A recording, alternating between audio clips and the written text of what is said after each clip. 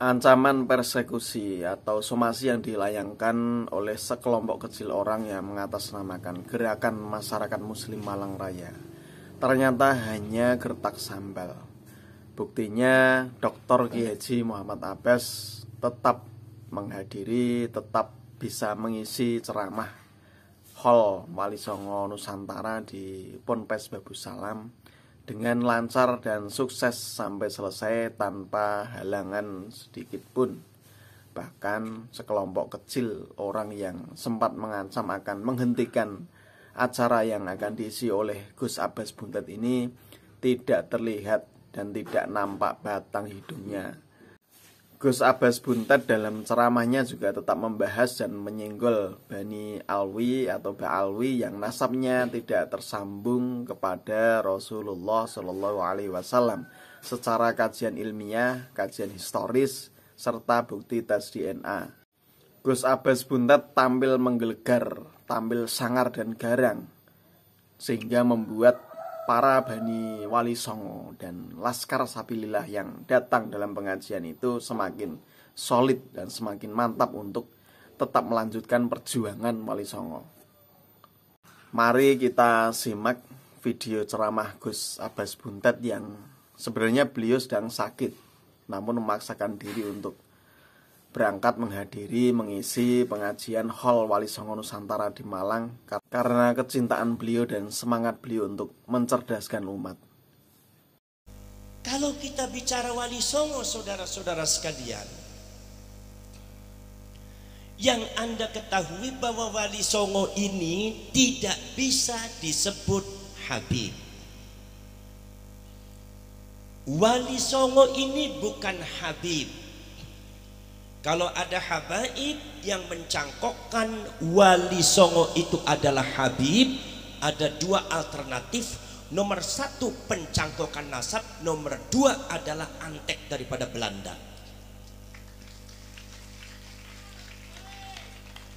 Wali Songo ini adalah berasal dari Hijaz, karena baginda Rasulullah SAW itu hidupnya di Hijaz.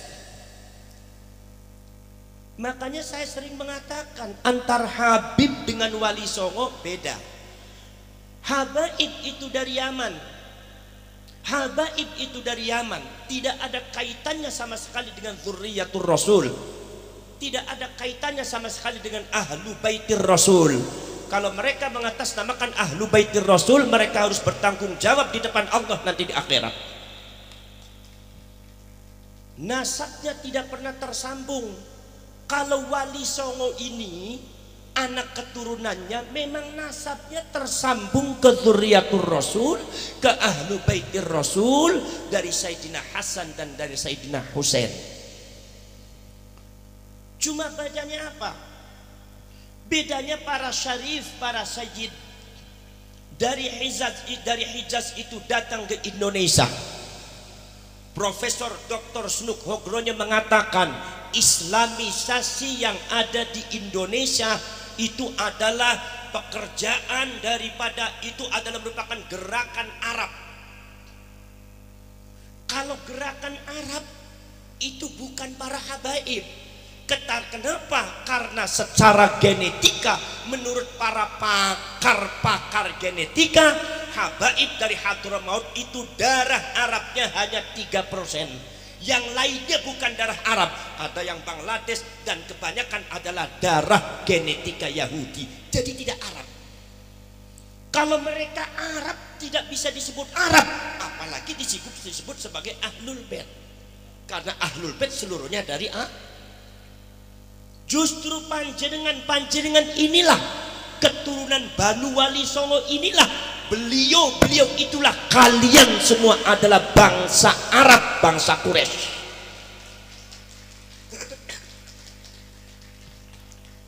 Saudara-saudara sekalian, ketika kemudian para syarif dan para sajid itu diklaim dan diteliti oleh Profesor Dr. Snuk Hogronya dari mulai zaman Wali Songo sampai zamannya Mbah Hasyim Asy'ari, Mbah Abbas Buntet pesantren, zamannya Mbah As'ad Samsul Arifin, Mbah Khalil Bangkalan, itu ternyata mereka adalah gerakan Arab. yang disebut dipimpin oleh para syarif dan para sayyid, sehingga merubah Indonesia yang tadinya Hindu Buddha 90% dirubah oleh para syarif dan sayyid dengan cara-cara yang sangat luar biasa, dengan metode strategi dakwah yang sangat luar biasa, sehingga Indonesia menjadi 99% jadi muslim. Ini para syarif, para sayyid. Maka saudara-saudara sekalian, para syarif, para sayyid kemudian membuat satu organisasi yang disebut organisasi kebangkitan para ulama yang kita kenal Nahdlatul Ulama. Makanya Profesor Dr. Suluk Hogronya merekomendasikan kepada pemerintah Belanda ingin menghancurkan Indonesia, hancurkan para syarif dan sayyid. Syarif dan sayyid membentuk Nahdlatul Ulama, ingin menghancurkan Indonesia, hancurkan Nahdlatul Ulama, Indonesia akan hancur. Bagaimana cara menghancurkan syarif dan sayyid? Pada waktu itu syarif dan sayyid dikejar-kejar. Mbah-mbah kalian dikejar, setelah ditangkap dibunuh, dicincang, disiksa luar biasa. Pesantrennya dibakar, anak-anaknya dibunuh, santrinya banyak dibunuh. Karena Belanda tahu mereka itu adalah syarif dan sayyid.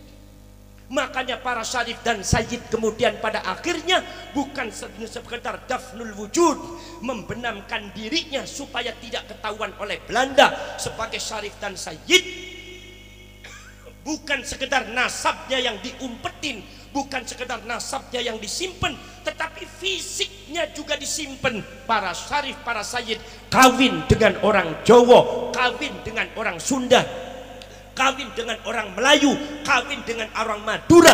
Akhirnya wajah Arabnya hilang.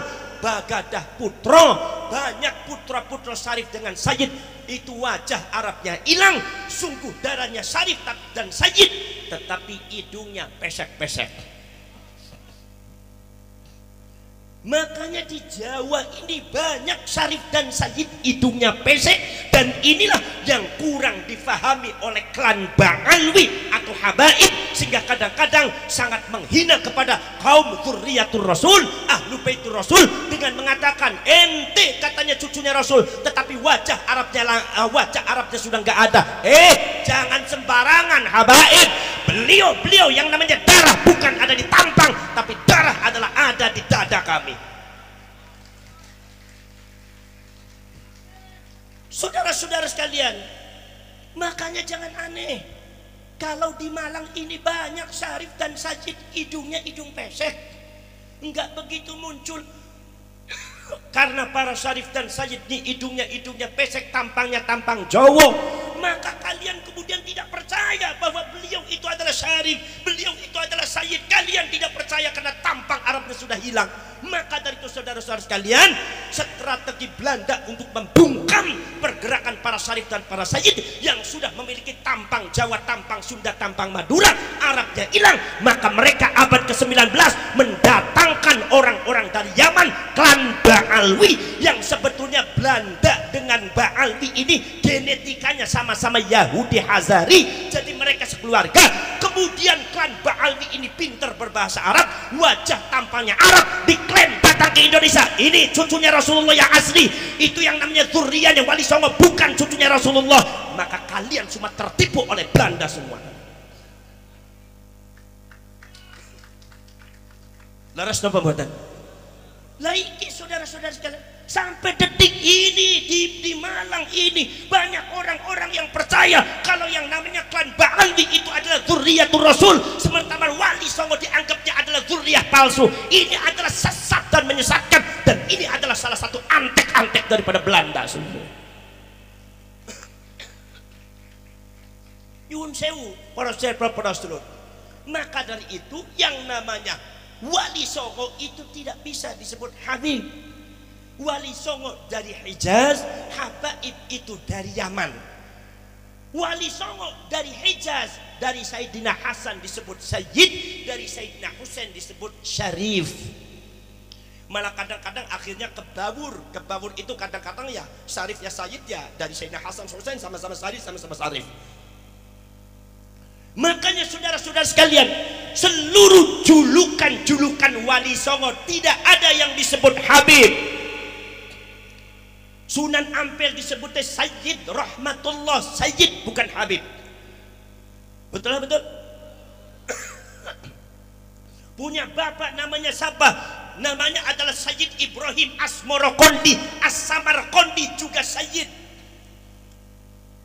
Kemudian juga punya bapak Maulana Al-Maghribi, Maulana As-Sayyid, itu juga beliau Sayyid bukan Habib. Al-Maghribi, Maghribi Maroko, bukan Al-Yamani, bukan Al-Hadrami, tapi Al-Maghribi Maroko. Ini menunjukkan bahwa Wali Songo tidak ada yang datang dari Yaman, tidak ada. Kadang-kadang nih habaib nih rese-rese, Wali Songo dari Yaman, dasmu gundul. Emang Yamannya sehebat apa? Sampai ada habaib yang mengatakan mengagungkan Yaman. Di Yaman itu tidak ada seorang habib kalau sudah tumbuh kumisnya langsung jadi waliullah. Oh, jadi syaratnya waliullah itu ada kumis dan jenggot. Gampang bener ya jadi wali. Kata orang Malang bilang itu namanya wali kumis, Gus. Saya bener. Saudara-saudara sekalian, Sunan Gunung Jati disebutnya bukan Habib Hidayatullah, tapi Syarif Hidayatullah. Tidak ada yang menyebut Habib. Jadi kalau seumpama Anda mengatakan yang namanya Wali Songo itu Habib, maka Anda sudah keluar dari jalur kekancingan para Syarif dan Sayyid, karena sejarahnya demikian. Jadi jangan suka ngaco. Ini saya biar lagi agak sakit juga datang ke sini. Karena apa? Karena ini semuanya Wali Songo semua. Saya harus datang sini. Jadi kalau ada batuk-batuk ya nggak jadi masalah. Satu kalian harus maklumi aja. Tadi saya juga sudah banyak disuguhi makan biasa. Kalau yang namanya kiai datang tuh fikul makanin makan kiai. Setiap badan pas suruh makan. Di sini juga saya ditawarin juga sama Gus Torik, Gus mau makan lagi enggak? Saya bilang Kiai, saya kemana-mana kok ditanyanya selalu mau makan lagi enggak? Enggak ada yang Gus mau bini lagi enggak ada itu. Ini karena apesnya Kiai dari Wali Songo begitu. Tapi kalau dari Habib malah aku aja dah bini lagi dah. Saudara-saudara sekalian, dari tidak bisa disebut Sayyid, tidak bisa disebut Habib. Yang namanya Wali Songo itu adalah saudara-saudara sekalian, mbahnya itu adalah di antara rihlahnya dalam dakwah Islamnya, di antaranya di Uzbekistan, di antaranya di Samarkand. Makanya saudara-saudara sekalian, Maulana Ibrahim As-Samarkondi, Asmorokondi, As-Samarkondi dari Uzbekistan itu saudara-saudara sekalian, termasuk yang ada di Pakistan itu para syarif, para sayyid itu enggan menyebut dirinya syarif dan sayyid karena takut akhlaknya tidak pas dengan kanjeng Nabi Muhammad SAW. Takut kalau akhlak yang tidak pas dengan kanjeng Nabi akhirnya merusak nama baiknya Rasulullah. Itu akhlak dan adabnya para syarif dan sayyid. Maka syarif dan ya sayyid yang ada di Uzbekistan, di Samarkand, termasuk di Pakistan disebutnya makhdum. Maka di Indonesia banyak yang disebut makhdum.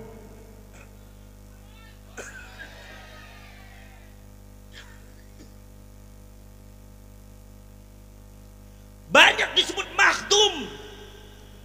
Sunan Bonang Maulana Makhdum Ibrahim. Sunan Gunung Jati Maulana Makhdum Gunung Jati.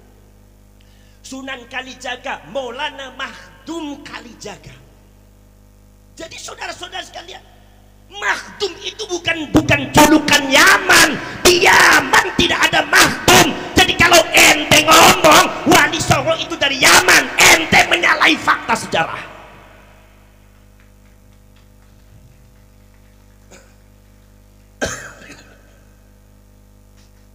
Mungkin apa betul? Saudara-saudara sekalian, ini yang Malang harus tahu. Karena saudara-saudara sekalian, supaya jangan disamakan antara syarif dengan sayyid dengan habib. Sekarang itu banyak habaib yang sudah berubah namanya menjadi sayyid. Para habaib dari Yaman sudah mengaku dirinya syarif, mengaku dirinya sayyid. Habibnya hilang, malah sayyid dengan syarif. Dari mana ente sayyidnya? Saudara-saudara sekalian, maka saudara-saudara sekalian,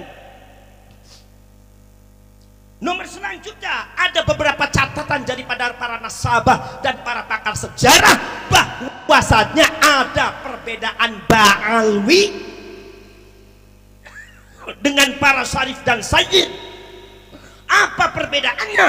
Perbedaannya bahwasanya yang namanya sayyid dan syarif itu ma'indahum tamayyuzat, mereka tidak memiliki sesuatu ciri yang membedakan, tidak memiliki marga. Marganya dinisbatkan pada kampungnya.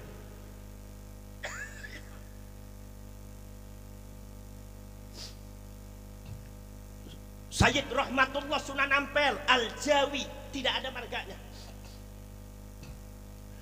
Bin Sayyid Maulana Ibrahim As-Samarqandi Samarkand, itu kampungnya Samarkand, daerahnya Samarkand, tidak ada marganya.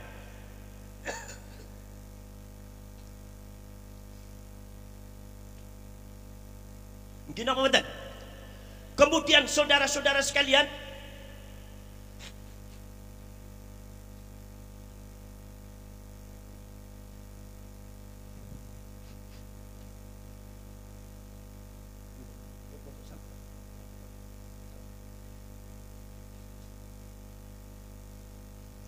kalau orang tuh ya harus ada sakit. Kalau nggak ada sakitnya nih takut jadi Fir'aun nanti.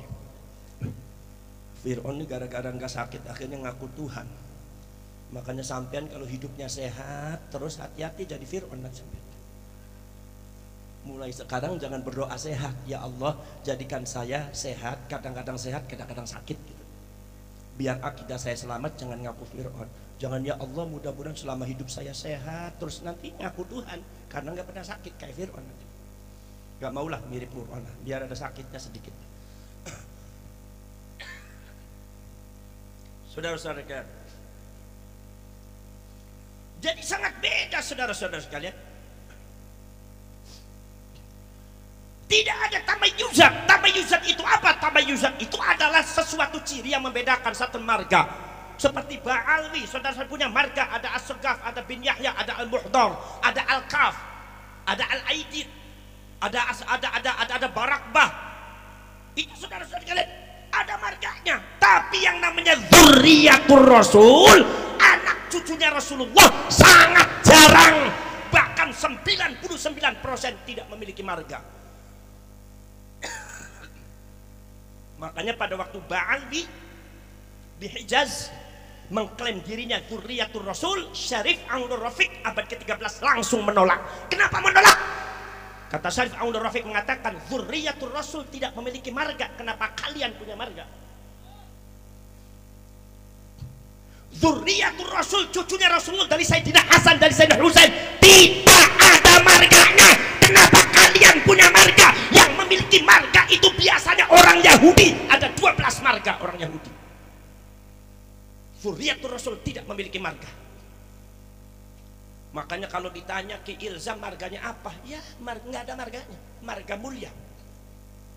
Al-Manduri, Al-Malangi, Al-Jawi, Asy-Syirboni, Al-Bantani. Itu marganya. Nggak ada marga. Hanya sedikit yang punya marga, paling-paling cuma 0,sekian%. Saudara-saudara sekalian, maka dari itu saudara-saudara sekalian, kalian semua masyarakat Malang harus bisa membedakan mana syarif, mana sayyid, mana habib. Kalau syarif dari sayyid itu dari Hijaz yang diturunkan ke Wali Songo, kalau habaib itu dari Yaman. Yang mendatangkan habaib di Indonesia siapa? Orang Belanda. Ini fakta sejarah, bukan saya benci kepada habaib.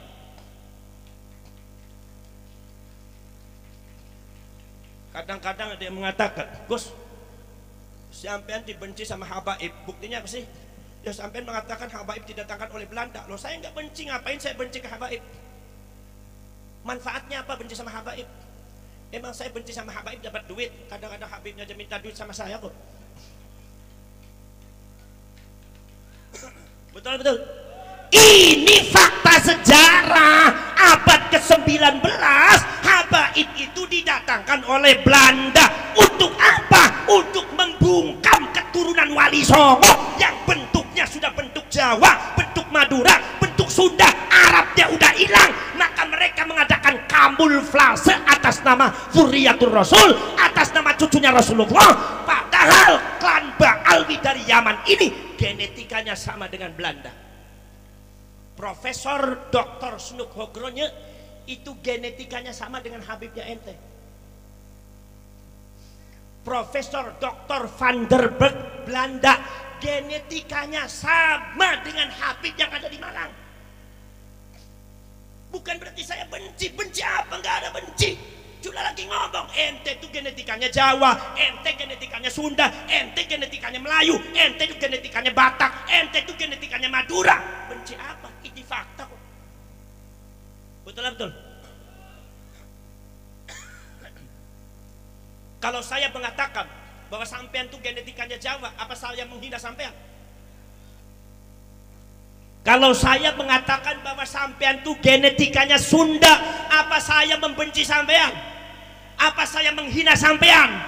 Kalau seumpama secara genetika yang para saintis sudah menganalisa secara saintifik, para pakar keilmuan termasuk data-data manuskrip sejarah dan nasab-nasab, bukan sekedar itu, secara genetika sudah diungkap bahwa yang namanya Habaib tidak bisa disebut orang Arab. Kalau Arab saja tidak bisa disebut sebagai orang Arab, apalagi sebagai zuriyah keturunan Kanjeng Nabi, jauh panggang daripada api. Genetikanya apa? Kata para pakar genetika, mereka itu genetikanya adalah Yahudi. Sekarang ketika para pakar genetika dan saya mengatakan Habaib itu adalah genetikanya Yahudi, apa berarti saya menghina Habaib? Oh, Anda mengatakan saya menghina Habaib, saya tanya, apa salahnya genetika? Salahnya gen apa? Sampai dari orang Jawa, genetika Jawa, salah enggak? Sampai dari genetikanya Madura, jadi orang Madura, salah enggak? Saya sampai itu genetikanya Sunda, salah apa enggak? Sampean itu adalah genetikanya Arab, salah apa tidak? Sampean itu genetikanya Yahudi, salah apa tidak? Saya tanya orang Malang, yang menciptakan gen itu siapa? Yang menciptakan gen itu Allah. Manusia tidak pernah titip pesan kepada Allah, ya Allah jadikan saya, lahirkan saya jadi gen Arab. Tidak ada, itu hak Allah. Jadi artinya kalau ente tidak mengakui gen ente sendiri, sama dengan tidak mengakui kudrat iradatnya Allah. Seumpama Habaib itu adalah gennya Yahudi, itu bukan berarti membenci Habib, bukan berarti menghina Habib, tapi itu mendudukkan Habaib pada tempatnya. Jadi kalau seumpama secara ilmiah, ini namanya kuwatul ilmi, kekuatan ilmu. Ilmu itu adalah salah satu sifat daripada Allah, maka ini adalah kekuatan Allah. Kata Imam Ghazali, kekuatan ilmu adalah kekuatan Allah. Kekuatan ilmu sudah menunjukkan bahwa Anda itu genetikanya Yahudi, melawan kekuatan ilmu sama dengan melawan Allah. Gak akan menang ente. Sepinter apapun gak akan menang ente. Rok, siapa yang mau melawan? Gak akan menang. Ini bukan urusan seorang kusabas, bukan urusan seorang Kiai Imaduddin. Ini urusan Allah. Nabi Musa dengan Nabi Harun, orang yang sangat miskin, gak punya apa-apa, tapi siapa tahu dalam sejarahnya satu-satunya orang yang bisa menghancurkan kekuatan Fir'aun yang maha dahsyat itu adalah Nabi Musa dan Nabi Harun. Kenapa? Itu kekuatan Allah, bukan masalah Nabi Musa dan Nabi Harun. Ini kekuatan ilmu, di mana masyarakat harus tahu. Tinggal masyarakat Malang mau ikut apa tidak. Kalau mau ikut selamat, nggak ikut tetap dalam kesesatan.